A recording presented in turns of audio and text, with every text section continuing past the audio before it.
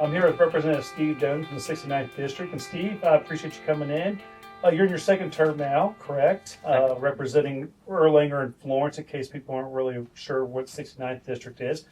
As you get ready to go into session, I know there's a lot of work that happens now, kind of like go time starts now with all the committee meetings and priorities, things like that. Well, what's one of your top priorities this legislative session? So, one of the things that you do, we're in the interim right now. And so what you want to do in the interim is to start to tee up some of your bills for the legislative session so that members have already heard about them. Once we gavel in, we can start passing bills and moving on some of those things.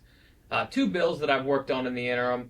One is to remove ultra-processed foods from schools. So the way we define ultra-processed foods is looking at what chemical additives are in there. So try to get rid of some of those. That's part of the MAHA movement, and we've had some success in that in the Kentucky Make America Healthy Again Task Force.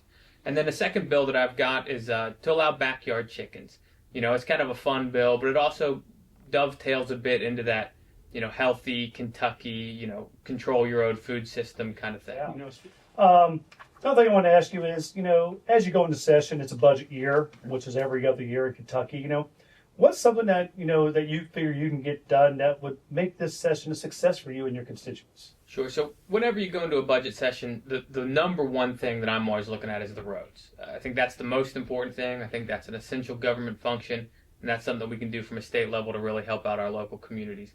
In my district over in Kenton County, part of it, Stevenson Road, that's been a project we've been working on for about 30 years now. And so we got some substantial funding last year. Make sure we keep that funding going and get that improved. I've got the interstate too. So I've got the intersection of 71 and 275 right there at the Erlanger exit. Impacts all of northern Kentucky. Oh, yeah. So making sure we're doing some infrastructure improvements there.